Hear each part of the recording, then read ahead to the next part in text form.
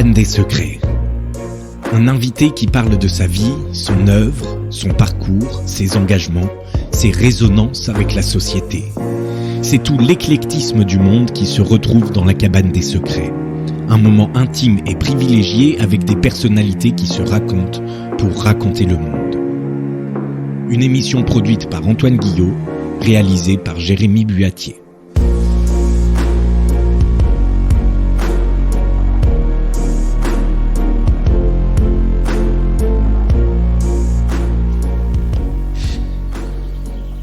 La douceur incarnée, certains peuvent la penser en dehors de la réalité. D'autres, au contraire, plus ancrés que jamais. Sa mission, visiter les morts. Chamane depuis 15 ans maintenant, elle se dit facilement en souriant, vieille chamane avec expérience.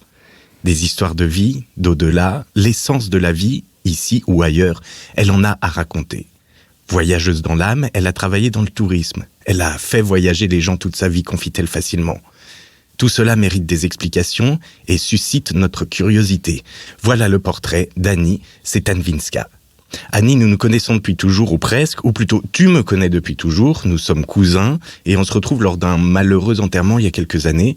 Tu m'as offert la possibilité de mes premiers voyages chamaniques, la transe au cœur de notre relation. Première question, le voyage chamanique, c'est quoi ? Vaste question. Est-ce que je vais savoir répondre à ça ? Tu peux nous donner des pistes, en tout cas. Je vais déjà arriver à... J'ai envie de dire d'abord tout ce que ça peut apporter un voyage chamanique. Ça ouvre des portes. Le voyage chamanique, c'est une ouverture de portes, une ouverture de champ des possibles. Et qu'est-ce que c'est ? C'est partir en voyage sans avoir besoin de passeport, ni besoin de traverser des frontières. C'est partir en voyage en étant allongé sur un tapis à l'aide du tambour chamanique et de la voix de la chamane ou du chaman qui nous guide. C'est partir dans des mondes parallèles différents qui nous entourent et qu'on ne voit pas en temps normal.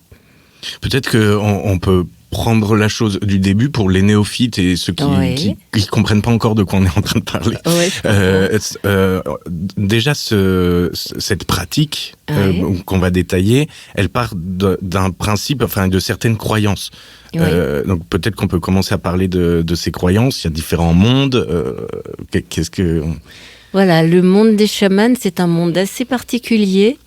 Le chamanisme est...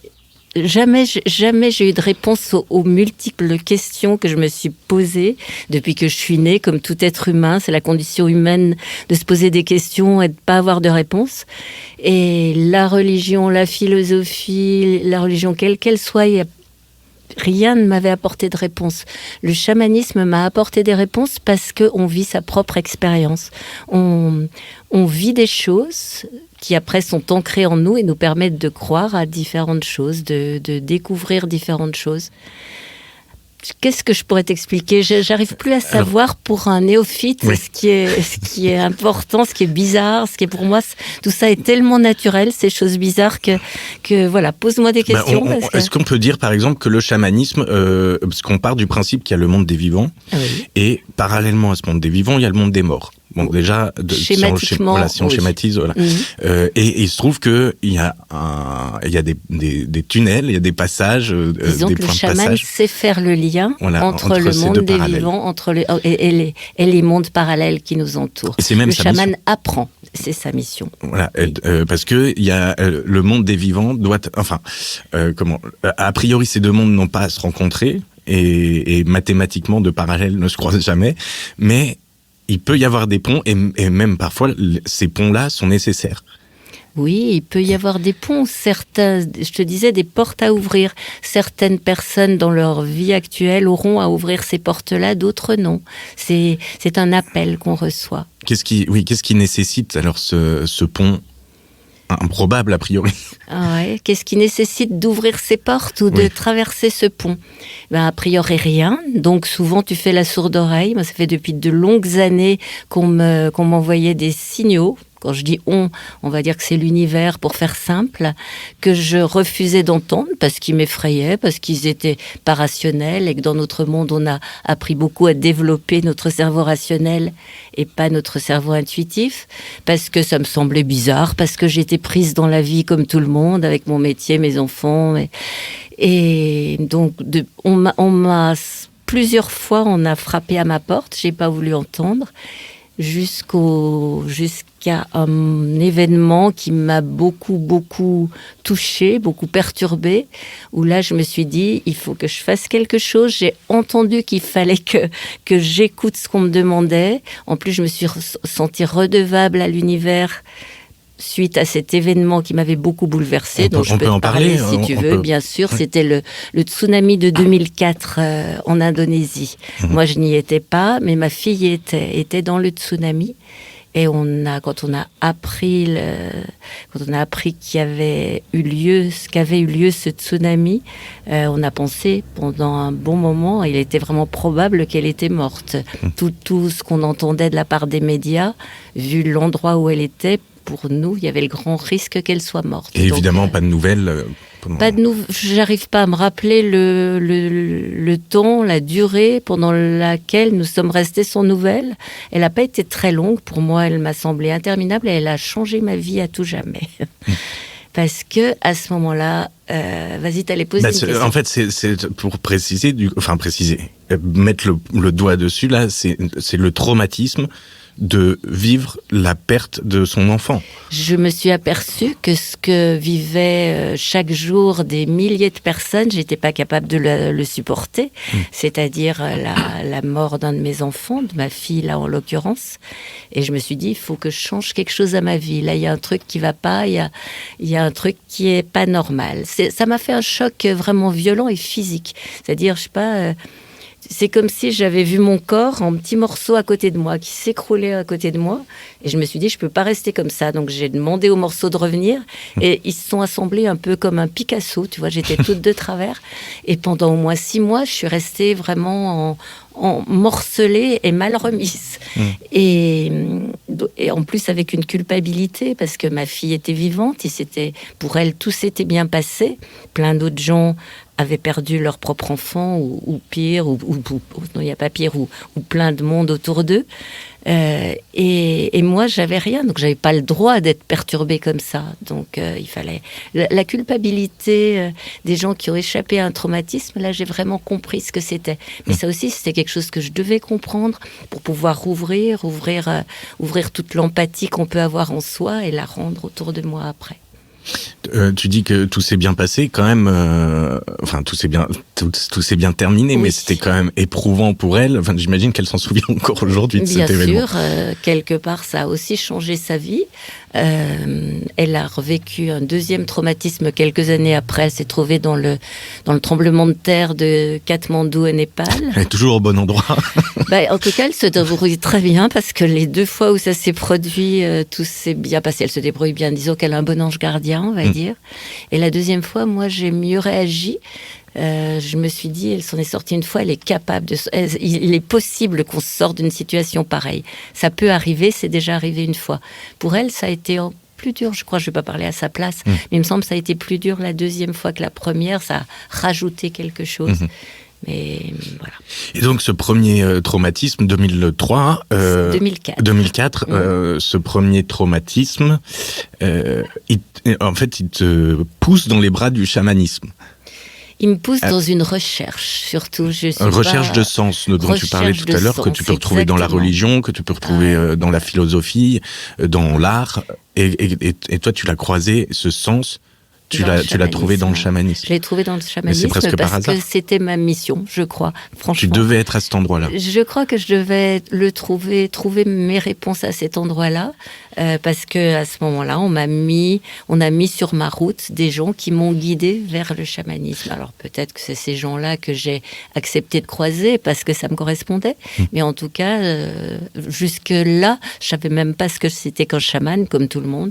J'avais jamais entendu parler de chamanisme, mais j'ai été guidée vers cet endroit-là. Est-ce qu'avec le recul, tu te dis que finalement, cette sensibilité chamane, je sais pas si on peut l'exprimer comme ça, tu l'as toujours toujours eu en toi et elle s'est révélée à ce moment-là. Tout à fait. Donc tu aurais pu devenir chamane bien avant, Oui. parce que ça fait 15 ans, bon c'est déjà énorme, comme je le disais tout à l'heure, ça fait 15 ans que tu pratiques le chamanisme, mais en fait tu aurais pu le pratiquer depuis toujours ou presque. Bien sûr, tous les enfants ont ça en eux, et moi je me souviens très bien enfant d'être complètement chamane. Je pense que mon père était chamane lui aussi, il ne le savait pas, il était à une période cartésienne, et voilà. Enfant, je m'imaginais que j'étais la reine des arbres, que les arbres se parlaient de moi entre eux. Les enfants, ils adorent ça. Et voilà, j'avais une connexion avec la nature, peut-être hors du commun, mais peut-être assez courante chez les enfants. Et donc, on naît chaman plus qu'on ne le devient. Je pense qu'on a tous la possibilité en nous de devenir chaman, mais on n'a pas tous le besoin d'ouvrir ces portes-là, de développer cette capacité-là dans le karma qu'on est en train de vivre. Et ces sensibilités au chamanisme, toi tu parles de ton rapport à la nature, de faire parler les arbres, de leur donner une conscience dans tes jeux d'enfants, mais comment il peut s'exprimer autrement? Tu veux dire par exemple pour un enfant ou pour quelqu'un comment il peut savoir qu'en fait cette sensibilité-là est une sensibilité au chamanisme qu'on définira plus précisément? C'est juste le désir d'aller voir si on a des possibilités dans ce domaine, si on n'a pas ce désir. Et il y a des gens, comme je te disais tout à l'heure, qui sont là pour autre chose que ça. C'est pas une échelle de valeur. C'est pas mieux de développer ça. Simplement, des gens qui sont là pour ça ou pas. Et si ces gens-là sont là pour ça, petit à petit, ils entendront. Et ils seront menés vers ceux qui pourront les aider à ouvrir ces portes. Il me semble qu'il y a plusieurs... le principe de base, on l'a un peu décrit, mais il y a plusieurs chamanismes quand même. Plusieurs types de chamanisme. Au départ, les chamans, c'était les médecins de l'âme. Un chaman est un médecin de l'âme, et c'était les guérisseurs dans les sociétés. Telles qu'elles existaient dans les sociétés indigènes, c'était les guérisseurs. Les chamans, c'était les médecins. Mmh. Et donc toi, tu te revendiques, ou en tout cas, tu es d'une école particulière, j'imagine? Non. Non, je suis de la mienne. Je pense que quand on est chaman, on apprend, on essaye d'avoir plein d'outils une fois qu'on a réussi à comprendre la démarche. Et tu utilises ces outils en fonction de la personne que tu as en face de toi. Et moi, je n'appartiens pas. Il y a des courants chamaniques différents. Moi, non, je suis indépendante. Libre, mais c'est vrai qu'il y a plusieurs dans la démarche, et tu parlais tout à l'heure de voyage, on va décrire ça, mais le voyage sans besoin de passeport. Là, tu parles d'une liberté, d'un affranchissement. En fait, le chamanisme, c'est un idéal anarchiste, non? Un peu. C'est une idée qui me plaît bien. Oui, on peut dire alors ça comme ça. On valide. Est-ce que donc dans le processus, il y a, on le disait, le voyage donc, du monde des vivants pour aller visiter le monde des morts, ou alors aussi l'espace qu'il y a entre les deux mondes, et ça passe par la transe. Une transe légère, on va dire. C'est pas forcément une transe comme on imagine que peut être une transe. On se met pas à se rouler par terre, à crier, à hurler. Pas forcément. Certains ont besoin de passer par là. Moi, j'ai jamais eu besoin de ça personnellement. C'est un état modifié de conscience, plutôt. T'es pas tout à fait comme tu es normalement. Tu es dans un léger état modifié de conscience. Ma maître chamane disait qu'un bon chaman doit pouvoir se mettre en état modifié de conscience au son du tambour uniquement, sans prendre de substances, que certains font. Chacun choisit sa voie. Moi, j'ai pas choisi celle-là. Et tu as besoin du tambour. Qu'est-ce qui se passe concrètement? J'utilise le tambour pour aider les personnes qui ont envie de voyager avec moi. Moi, si je fais un recouvrement d'âme, par exemple, c'est un travail très particulier. J'utilise le tambour, mais pour voyager, je peux le faire la nuit. Si j'ai une insomnie, je pars en voyage, je me passe du tambour. J'ai pas besoin. Je me mets C'est comme un interrupteur. Tu peux y aller, voilà, tu peux y aller toute seule. Après, je pourrais parler, puis on pourra parler de mon expérience précisément. Bien sûr, mais avant, tu parles de travail, enfin de travaux, de missions, par exemple le recouvrement d'âme. Concrètement, donc tu as une mission, parce que c'est un peu comme si tu avais une sorte de pouvoir... pouvoir, non. J'ai pas envie d'avoir... Le seul pouvoir que j'accepte d'avoir, c'est de montrer à la personne qui est en face de moi qu'elle doit retrouver son propre pouvoir sur elle-même. Donc, j'ai retrouvé mon pouvoir sur moi en devenant chamane. Et j'ai envie de faire retrouver ça chez les gens qui viennent me voir. Mais c'est comme une sorte de mission. Tu as le devoir... J'ai envie d'aider. Voilà. J'ai envie d'aider. Je me sens redevable vis-à-vis de l'univers, qui m'a sauvé ma fille, qui qui t'a ouvert les yeux et qui t'a donné ce sens-là avec le chamanisme. Qui a donné ce sens à ma vie. Ouais. Et donc toi, tu dois le rendre. Mais alors ces missions-là, par exemple, le recouvrement d'âme, tu peux nous en parler? C'est quoi en fait le travail du chaman? Ça dépend. Le chaman a différentes sortes. Vraiment, il fait différentes sortes de missions, je vais dire. Déjà, il voyage. On va parler de l'argent, parce que c'est quelque chose qui au départ m'a beaucoup gênée, et ma maître chamane insistait toujours sur le fait de se faire rémunérer par les vivants pour le travail que l'on faisait. C'est le même avis qu'avait Françoise Dolto. Pour qu'un travail soit considéré comme valable, il faut qu'il soit rémunéré. Sinon, il aura moins de valeur aux yeux de la personne qui reçoit ce soin. Mais c'est aussi pour compenser le fait qu'on travaille sans rémunération, évidemment, pour les morts. Par exemple, on peut se rendre sur un lieu de catastrophe, se rendre de manière chamanique, j'entends, sur un lieu de catastrophe pour aider les gens qui, à ce moment-là, ont trouvé la mort et sont perdus parce qu'ils savent pas ce qui leur est arrivé, pour les aider à passer dans la lumière. Ça, c'est un des grands travaux du chaman. Mais je sais pas si c'est entendable par quelqu'un qui a jamais entendu parler de chamanisme. Ça, c'est quelque chose déjà assez... on peut pas dire que ce soit très rationnel. C'est pas rationnel du tout. Mais dans mon local, par exemple, dans le lieu où je travaille, je fais ce qu'on peut appeler des soins psycho-énergétiques. Et là, c'est beaucoup plus rationnel. Je commence simplement par entendre la personne, entendre la personne qui vient me voir. C'est une rencontre d'âme à âme. Disons qu'à ce moment-là, je vois pas son enveloppe, je vois l'intérieur d'elle. Et dans ces soins-là, donc d'âme à âme, tu vois l'intérieur d'elle. Mais c'est quoi? C'est une sorte de psychologie à ce moment-là, je deviens comme un bon tuyau vide. Ouais. C'est-à-dire que je laisse passer les paroles de l'univers. Je dis des choses et en sortant, je me souviens plus vraiment de ce que j'ai dit. Je laisse l'univers parler à travers moi et je me fais confiance. Au départ, je me disais, mais pourquoi je dis ça? C'est complètement stupide. Avec l'expérience, je réfléchis plus. Je dis à la personne qui est en face de moi ce qui me vient. Et la personne est en mesure de l'entendre ou de pas l'entendre. En fait, le chaman est un passeur, une passeuse entre l'univers et la destination. Oui. Voilà.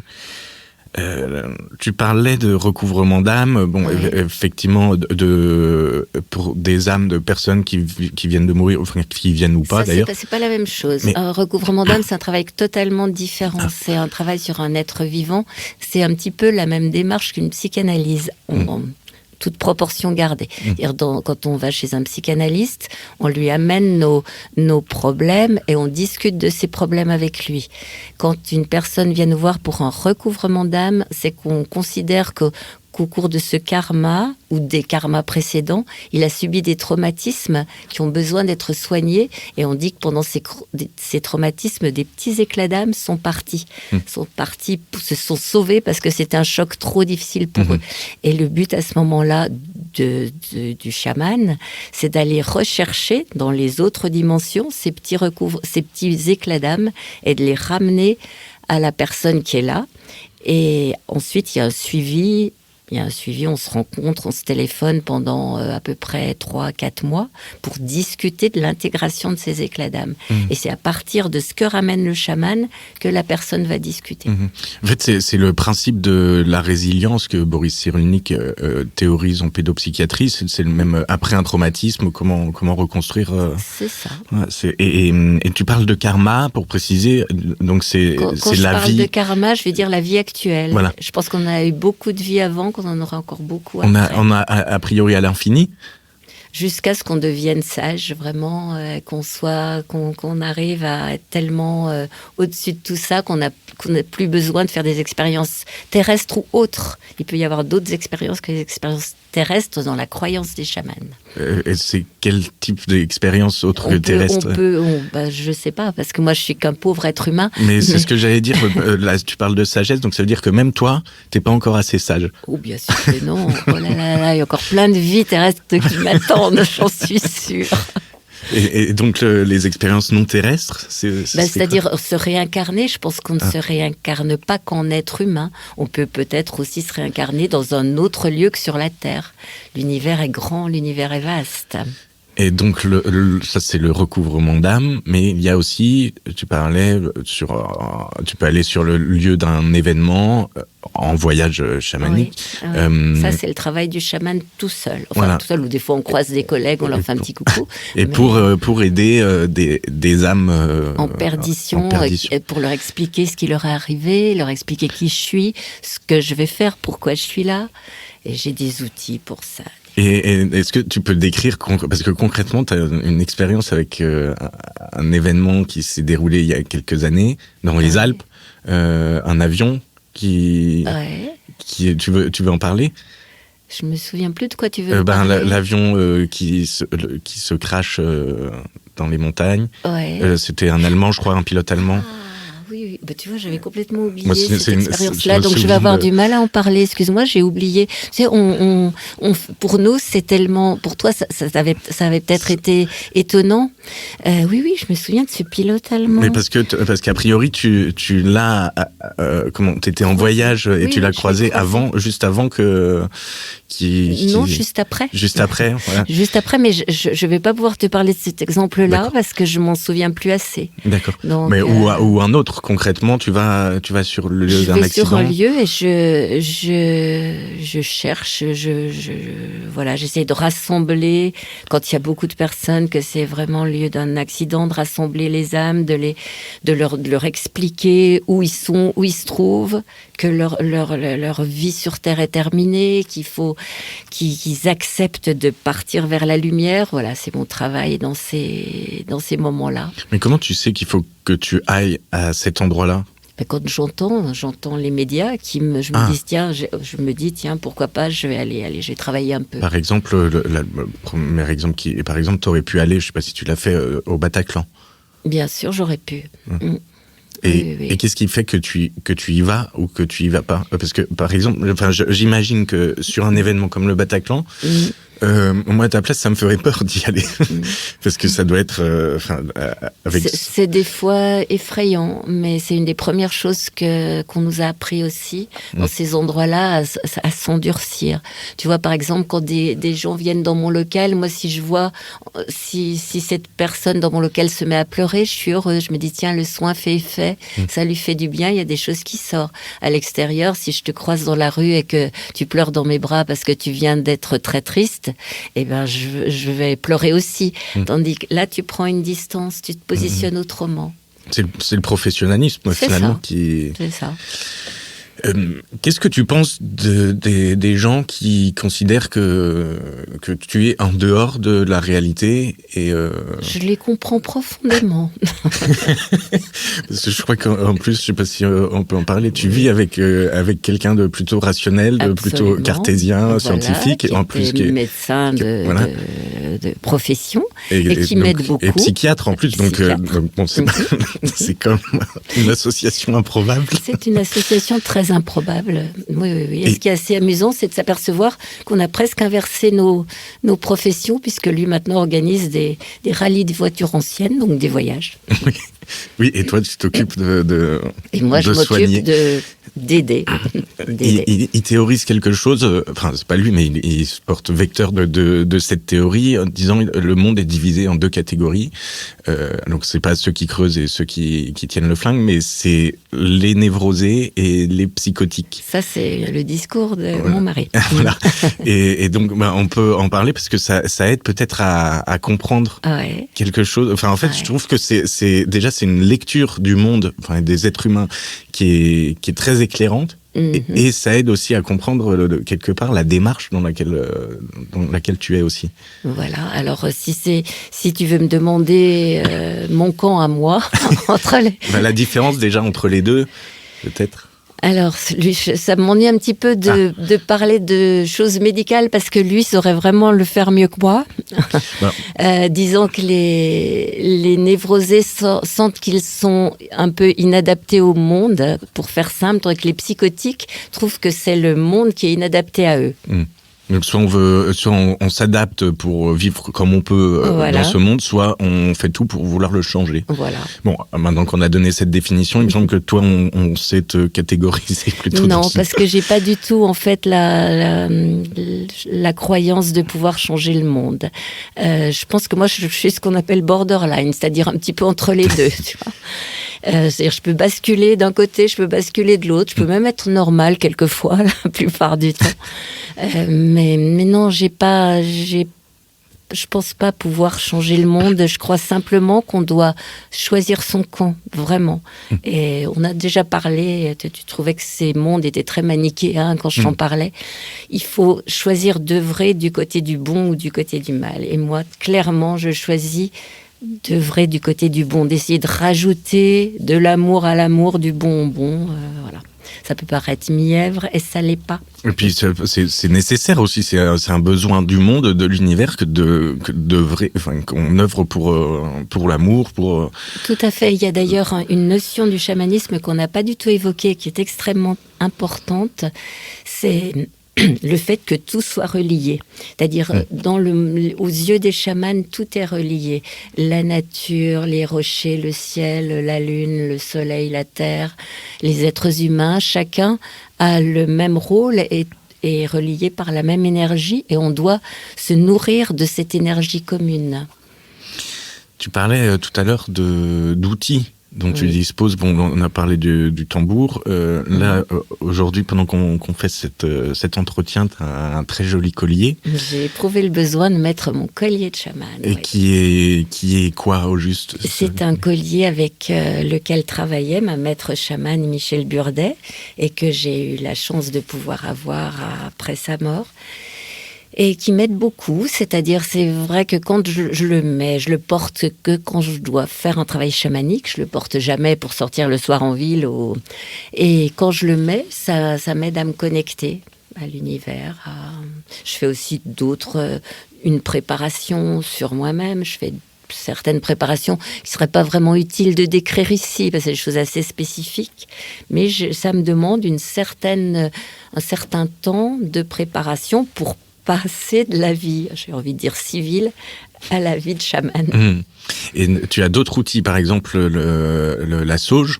La sauge, ça c'est pour purifier. Ouais. J'aime beaucoup travailler dans mon lieu de travail habituel, au milieu de la nature. C'est un petit chalet au milieu de la nature que tu connais, parce que c'est l'endroit où j'ai tous mes alliés, tous les gens qui travaillent avec moi. Ça peut être...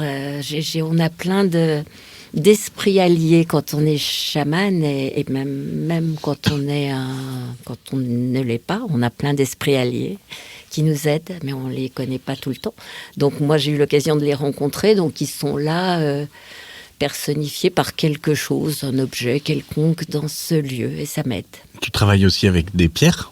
Je travaille aussi avec des pierres, oui, des pierres semi-précieuses, oui. Avec des huiles essentielles, avec des cartes, avec des pendules. Tous les outils. Avec des plumes.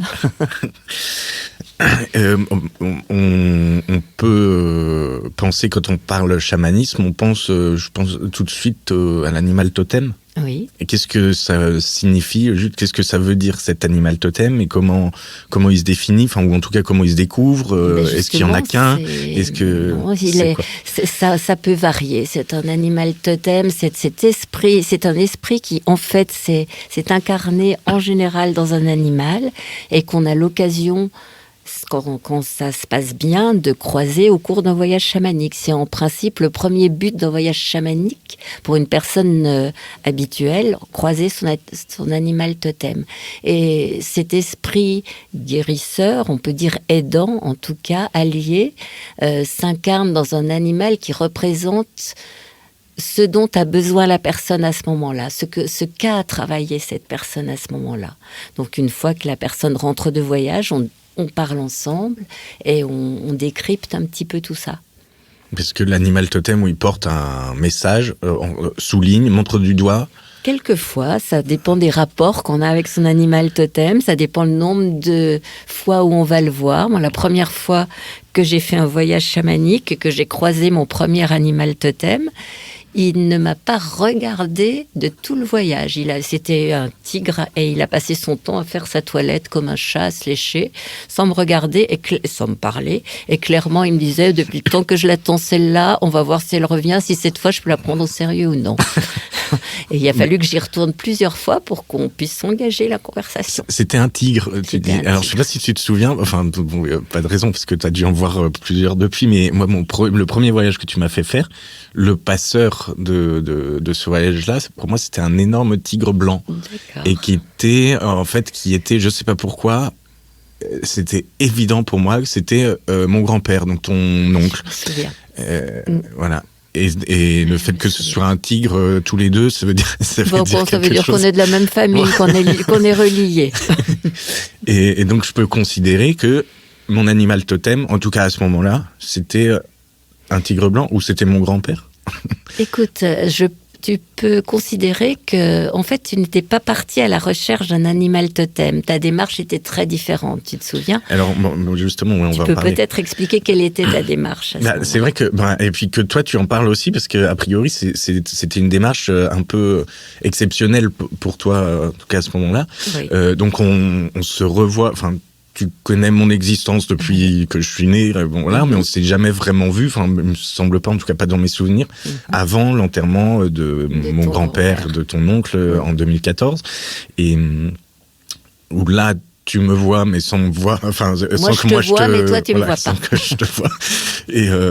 Et quelques mois après, alors je sais plus exactement comment ça s'est passé, mais on prend contact et tu me proposes, je travaillais sur Camille Claudel et Auguste Rodin, et tu me proposes de faire un voyage chamanique pour aller rencontrer Camille Claudel et Auguste Rodin. En fait, tu étais venu à la maison pour croiser mon mari et lui demander la maladie, de lui parler de la maladie de Camille. Oui, une analyse psychiatrique des deux. Voilà, c'était plutôt ça. Et en vous entendant parler et en voyant que tu avais vraiment envie de savoir la réalité de ce qu'ils avaient été, je t'ai fait cette proposition. Si tu veux, je peux essayer de te le faire rencontrer en direct et tu lui poseras toutes les questions que tu veux. Et c'est vrai que tu as fait une drôle de tête. Oui, c'est parce que c'est vrai que j'étais à 10 000 kilomètres de ces croyances-là, de ces préoccupations-là. Enfin, je pense que avant qu'on croise d'une manière ou d'une autre cette démarche, on peut pas l'imaginer. Non. Enfin, c'est quand même très particulier. Donc évidemment, j'y suis allé en me disant pourquoi pas. Je sais pas. J'ai rien à craindre. J'ai rien à craindre, voilà. Je sais pas si j'avais vraiment rien à craindre, mais en tout cas, j'y suis allé avec cette idée-là. Et puis il se trouve qu'il s'est passé des choses. Alors. Je sais pas dire parce que j'ai rencontré. On peut dire que j'ai fait plusieurs voyages et que dès la première fois, j'ai rencontré Rodin, j'ai discuté avec lui, enfin, je me souviens très bien, je me souviens même de l'odeur qu'il avait. Tu avais parlé de son odeur, qui t'avait marqué. Et donc j'ai bu un verre de rouge avec Rodin dans un de ses ateliers. En plus, qui était un atelier, c'était très précis. Je me suis rendu compte après que l'endroit où on était, c'était l'atelier de l'actuel musée Rodin, et donc qui venait d'acheter. Bon, je faisais beaucoup de recherches sur lui, donc je connaissais sa vie par cœur et avec les historiens, avec les conservateurs de musées, etc. Et c'est l'actuel musée Rodin qui était son atelier qu'il a acheté fin du 19e, ou peut-être début 20e, et c'est Rilke qui lui avait trouvé d'ailleurs cette adresse. Et en fait, on s'est retrouvés dans cet atelier-là.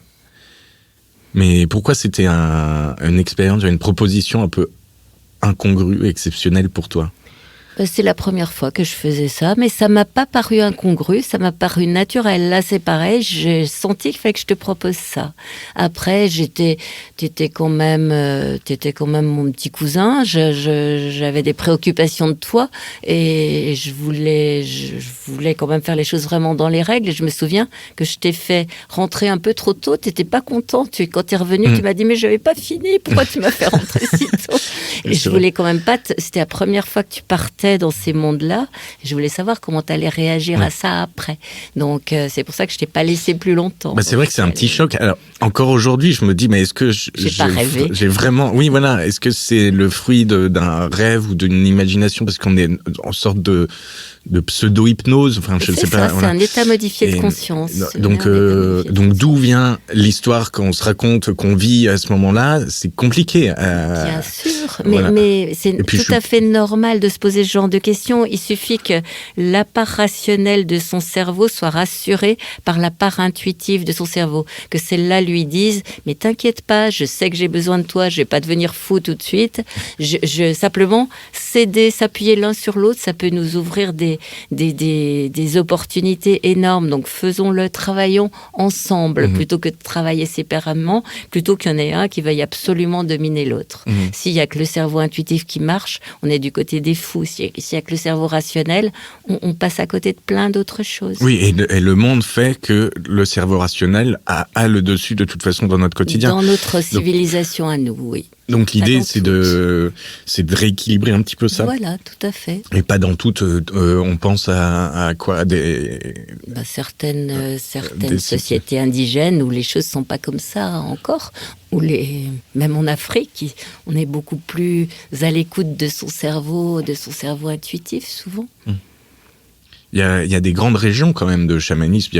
Évidemment en Afrique on peut trouver ça, en Amérique du Sud, en Mongolie, en Amérique du Sud. Et ce qui est tout à fait étonnant de remarquer, c'est que les chamans qui viennent de tous ces endroits différents, très éloignés les uns des autres, à une époque et qui existaient à une époque où les relations entre les différents pays n'existaient pas ou peu, ont tous les mêmes gestes, pratiquement les mêmes pratiques. Il y a des choses différentes, mais il y a plein de choses qui se retrouvent. Mais c'est pour ça que tu disais tout à l'heure que le chamanisme, le principe du chamanisme, il y a différentes écoles, mais il y a un principe qui est commun. Qui est commun à tous, oui. Alors, je sais pas de quel côté. J'ai deux. Disons que c'est donc le travail d'aller voir les morts. Oui. Est quand même particulier. J'imagine que ça modifie déjà de ton vivant pour ton karma du coup actuel. Ça modifie toi, de fait, ton rapport à la mort et ton rapport à ta propre mort et à la mort de tes proches. Oui. Est-ce que concrètement, par exemple, c'est plus simple d'accuser un deuil ? Non, je te le dis tout de suite, non. Ça n'est pas plus simple parce que ça joue pas sur l'affect. C'est-à-dire, effectivement, tu as moins peur de la mort pour toi, pour tes proches. Mais si les gens que tu aimes disparaissent, le manque est là. Hein. Même si, en tant que chaman, tu peux aller voyager pour lui, tu dois pas, en tant que chaman, t'amuser à aller le voir sans arrêt pour le retrouver. Tu dois le laisser partir. Et c'est aussi difficile de laisser partir quelqu'un auquel on tient quand on est chaman que quand on l'est pas. C'est-à-dire, l'affect ne change pas. Mais c'est quand même particulier de se dire mon grand-père ou tel proche vient de mourir. Il est plus là, mais c'est pas grave, je peux quand même aller le voir. Il n'y a pas, c'est pas grave. Si, c'est grave quand même. mais tu peux aller le voir et tu peux aller lui parler. Enfin, et concrètement, vous dites quoi quand... Plein de choses à la fois étonnante et habituelle. C'est-à-dire qu'on retrouve la personne exactement comme il était, avec ses caractéristiques habituelles. Quand on fait un voyage pour un mort, un chaman part avec son animal de pouvoir, mais c'est un animal particulier. C'est un animal précis qu'on lui attribue au moment où il devient chaman. Et moi, il se trouve que c'est une lionne, une grande lionne, un peu dégingandée, assez vieille déjà. Et quand j'ai voyagé pour quelqu'un de ma famille qui venait de partir et qui a toujours eu une espèce d'humour, d'ironie un peu décalée, il m'a vu arriver, il m'a dit « Ah, t'es venu avec ton toutou ». Et elle n'a pas du tout aimé. Elle lui a jeté un regard, mais étincelant, et il a vite botté un touche, il a vite dit non, mais je vois que c'est un esprit puissant, et tu as eu de la chance de tomber sur un esprit puissant comme ça, tu vas pouvoir te former à ça c'est super. Il a vite reculé quand même, il a rétro-pédalé rapidement. Et après, je l'ai retrouvé, cette personne, comme je la retrouvais tout le temps. On a été sur les lieux où il avait l'habitude d'aller, on s'est retrouvés à Cannes, et il m'a dit « Oh, t'as vu comme c'est pratique, plus besoin d'autoroute, machin, hop, on veut y aller, on y est. » Et il a demandé des nouvelles des autres personnes qui lui tenaient à cœur. Il m'a dit des choses sur ces personnes qu'il n'aurait pas pu me dire s'il avait été en face de moi en tant que lui, avant. Mais c'est difficile à expliquer, il faut le vivre pour le croire. Mais est-ce que, comment tu fais la part des choses entre c'est l'âme de cette personne qui nécessite cette visite, qui réclame cette visite, et toi, l'envie de revoir... Dans ce cas, pardon, je te coupe, oui. Dans ce cas précis, c'était clairement moi qui voulais aller le voir. C'est une démarche que je me suis autorisée. Mais t'as le droit ? Oui, j'ai le droit. Je demande la permission à mon guide-chef avant de faire tout voyage. Possiblement, le guide-chef peut te dire non. Oui. Et ça arrive qu'ils te disent non. C'est pas arrivé souvent parce qu'en général, j'essaye de pas abuser. Je sais ce que je dois faire, ce que je dois pas faire. Si tu y vas, c'est qu'il y a une raison. Tu vas chercher quelque chose de précis. Voilà, c'était une nécessité. J'ai pas pu y aller tout de suite. Il a fallu.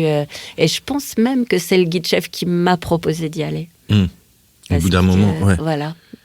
Mais je sais que je peux pas y retourner 10 fois et que je sais que la prochaine fois que j'y vais, ce sera la deuxième et ce sera pour qu'il s'en aille ailleurs. Alors, après, il y aura plus. Après, je le laisse tranquille. C'était ma question d'après. Est-ce que ça veut dire que si tu peux le visiter, il n'est pas tout à fait passé dans cette deuxième parallèle qui est celui du monde des morts? Il n'est pas encore passé ce qu'on appelle, nous, chamans, dans la lumière. Donc il est en transition. Quand on le fait passer, tout à fait. Quand on le fait passer dans la lumière, il y a une petite porte qui s'ouvre et il s'en va. Et après, c'est fini. Alors, quand on devient chaman au départ, on est très tenté par aller visiter la lumière.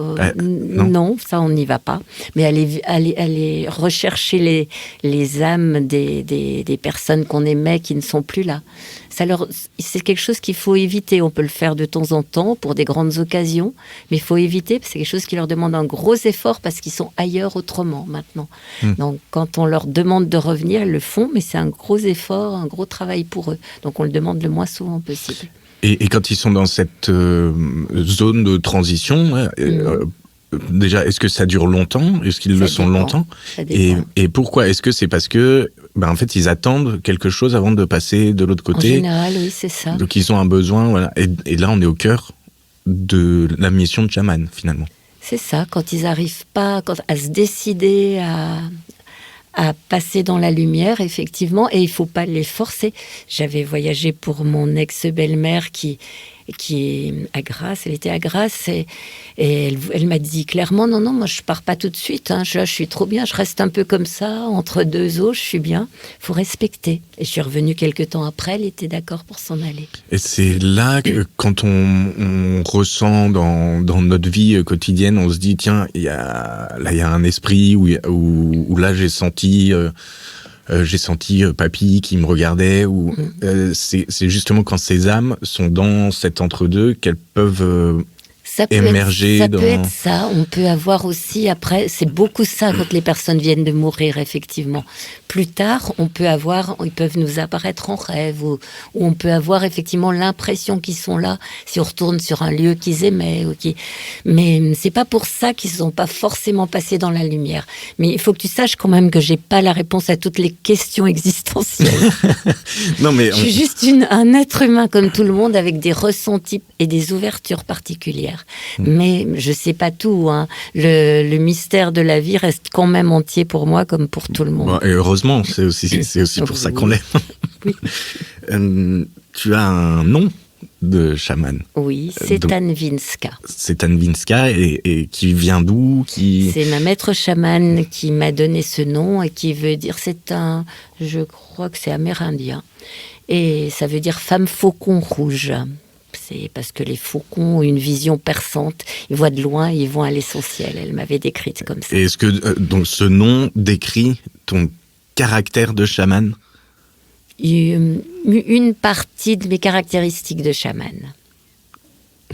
Mais ça les conditionne, ça la conditionne Des fois, je me rappelle cette que pratique. je dois aller à l'essentiel grâce à ça. Oui. Ah oui, ça donne une feuille de route. C'est ça, un petit peu.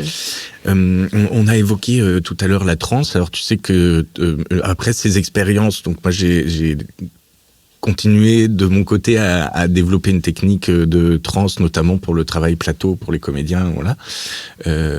Est-ce que finalement d'utiliser la transe dans l'état de conscience modifié au service d'autre chose que le service chamanique, est-ce que c'est une hérésie ? Non, je pense que chaque comédien, tous les comédiens entrent d'une certaine manière en transe. Et je pense qu'effectivement, non, c'est une manière au contraire d'être juste, d'être dans le vrai. Est-ce que là, on est dans un endroit particulier, dans le petit studio du petit théâtre de Saint-Paul, dans notre yourte ? On s'y sent bien. On s'y sent bien. Est-ce que pour toi, cet espace-là, il a bougé là depuis une petite heure qu'on est là et qu'on discute ? Cet espace devient de plus en plus amical. Je vais dire qu'il devient de plus en plus amical, chaleureux pour moi. Et je sens au niveau du chakra du cœur une grosse pas agitation, une grosse ouverture, il se passe des choses. J'ai de la chance alors. Mais en général, tu me provoques toujours cet effet-là, donc c'est habituel. Est-ce que tu aurais un mot pour résumer ton rôle de chaman, ta vie de chaman ? C'est compliqué à résumer. C'est un travail de ressenti et c'est un travail d'amour. C'est avant toute chose un travail d'amour. D'amour pour tout ce qui m'entoure, pour l'univers et surtout pour l'âme qui est en face de moi. Et je pense qu'on peut soigner par l'amour. En fait, tu es au service de l'univers, au service des autres.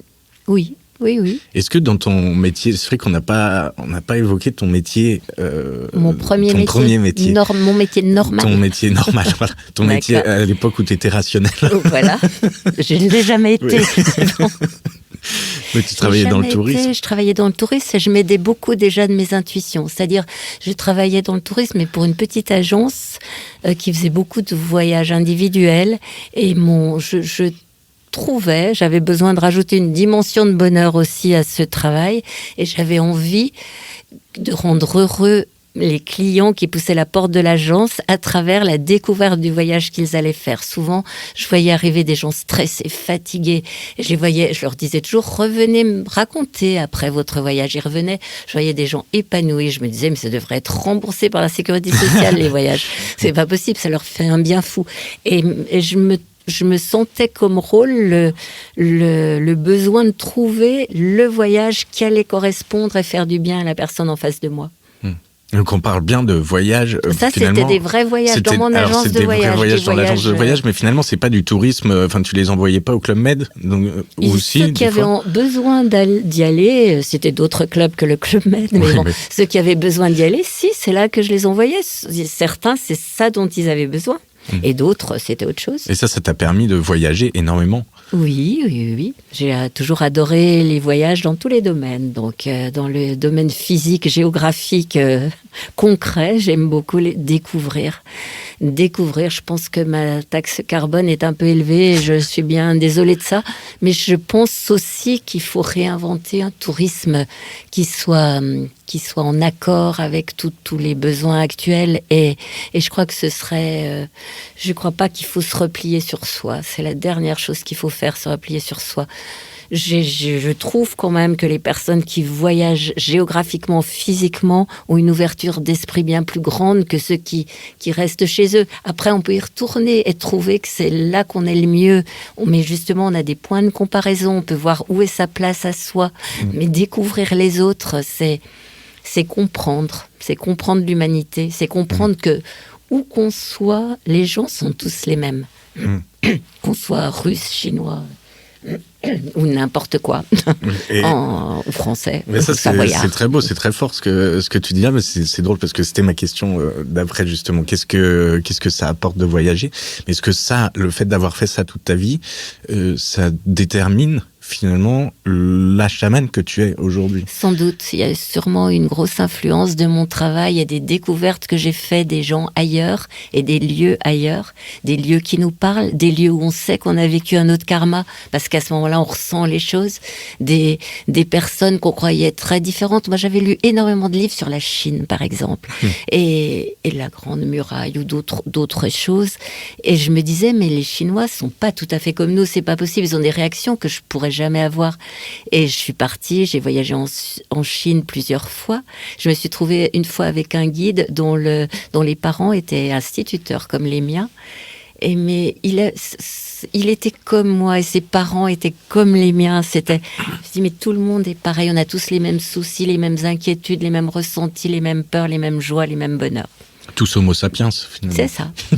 C'est propre à l'homo sapiens, finalement, cette culture, cette croyance chamanique. On n'imagine pas un lion partir en voyage chamanique. Et pourtant, c'est toujours sous forme d'animaux que s'incarnent les esprits. Mais parce que tout est lié. Je crois que mes chats sont chamanes. J'ai tendance à penser que mes chats sont chamanes. À leur manière. Et je suivais une dame qui venait d'avoir un cancer et... Jusqu'à maintenant, j'ai 2 chats, un chat, une chatte, c'est du frère à la sœur. Et à partir du moment où j'ai préparé le local pour cette dame, la petite chatte ne me quittait plus. Elle voulait vraiment aider cette personne. Elle avait besoin d'être là avec moi. Ah bah, ça fait tomber à l'eau ma question suivante. Qu'est-ce que ça raconte de l'homo sapiens, de l'être humain, que de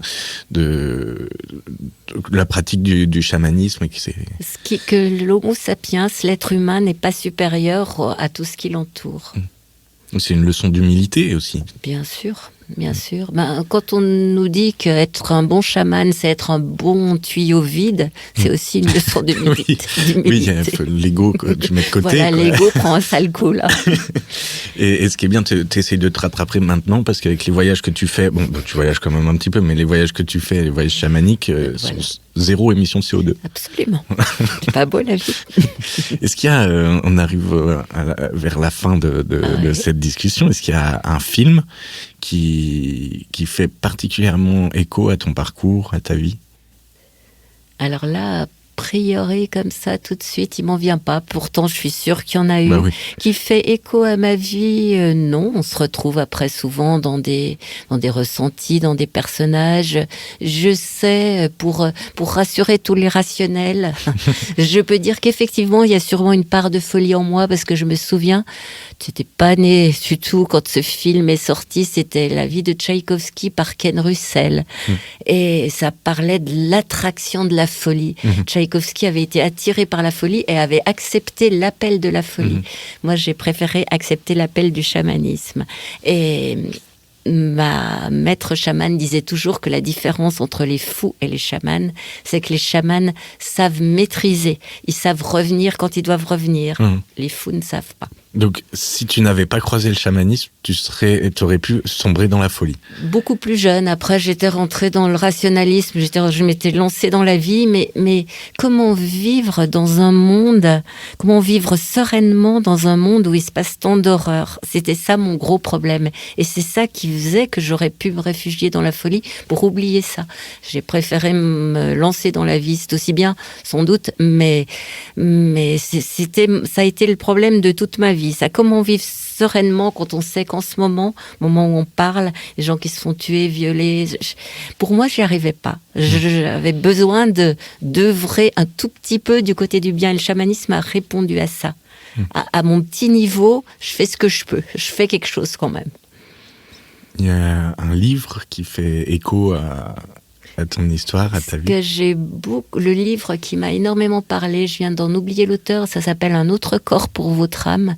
C'est l'histoire racontée par un médecin, par un psychanalyste américain qui a eu l'idée de mettre sous hypnose ses clients et de leur faire raconter leur vie entre deux karmas. De faire raconter à ses clients leur vie entre deux karmas, c'est-à-dire où on va. En transition, la fameuse zone de transition. Non, pas celle-là. Quand on est déjà dans la lumière, qu'est-ce qu'on fait? Qu'est-ce qui se passe? Et quand j'ai lu ce livre, pour moi, ça a été comme une mémoire que je retrouvais. Mais évidemment. Mais oui, mais je me rappelle de ça. Bien sûr. Donc il y a des réponses concrètes, quoi. Ce qu'il y a derrière, ce qu'il y a au bout du tunnel, après la lumière, quoi. Oui, il y a des réponses, mais après, c'est les croyances des chamans. Et ça, chacun croit à ce qu'il veut. Quel message tu aurais à adresser à la petite Annie? Imagine, je peux prendre ton message, je voyage dans le temps et je vais lui délivrer ce message à Annie qui a, 7 ans. Je vais lui dire, t'inquiète pas, ce que t'es maintenant, tu vas le retrouver. Tu mettras du temps, mais tu verras. Ça se passera. Il y a presque une vie entre ce moment-là et le moment où elle s'est retrouvée, cette petite Annie. Absolument. Et je peux lui dire ça. Oui, il y a presque une vie, mais ce qui est important, c'est le chemin. C'est pas forcément le résultat, c'est tout le chemin qu'il a fallu faire pour arriver là, pour en arriver là. Et le résultat, c'est bien. Moi, je suis contente, vraiment. Je remercie tout le temps pour ça, pour avoir cette chance de pouvoir aider quelquefois les gens autour de moi, des fois les gens de ma famille, de pouvoir apporter une petite aide quand ils ont un problème. Et je remercie beaucoup pour ça, mais c'est une chance extraordinaire de pouvoir donner un petit sens à sa vie. C'est un sens à donner à sa vie. Et inversement, avec mes pouvoirs chamaniques, alors on peut pas dire pouvoir, mais avec ma pratique chamanique, je voyage dans le temps et j'ai un message de la petite Annie de 7 ans qu'elle t'adresse aujourd'hui. Alors, qu'est-ce que tu voudrais qu'elle te dise? J'ai envie qu'elle me dise « je suis fière de toi ». Tu penses qu'elle le dirait? Elle pourrait le dire? Ouais, je pense qu'elle pourrait le dire. En toute humilité. Parce que pourtant c'est pas grand-chose, mais c'est bien. Je trouve que je suis allée dans le bon sens. Alors, bien sûr qu'il y a plein de choses que je pourrais améliorer. Hein. Ça, on est d'accord. Évidemment, mais il y aura les prochains karmas pour ça. Voilà, ils servent à ça. Un dernier mot pour la route? Moi, je vous aime. Merci Annie, merci. Au revoir. Au revoir. Merci Antoine. La Cabane des Secrets, une émission de Carnet d'Art Podcast qui vous a été présentée par la compagnie Caravelle, un programme produit par Antoine Guillot, réalisé par Jérémy Buatier. Retrouvez-nous sur votre plateforme d'écoute préférée et abonnez-vous pour ne rater aucun épisode. Vous pouvez nous retrouver également sur Instagram et Facebook, sur carnetdart.com et sur lacompagniecaravelle.fr. Vous pouvez également nous soutenir en faisant un don défiscalisé sur Hello Asso en suivant le lien en description. Allez-y, cliquez. Cliquez sur le lien, vous verrez, ça va bien se passer. Merci beaucoup. Gros bisous.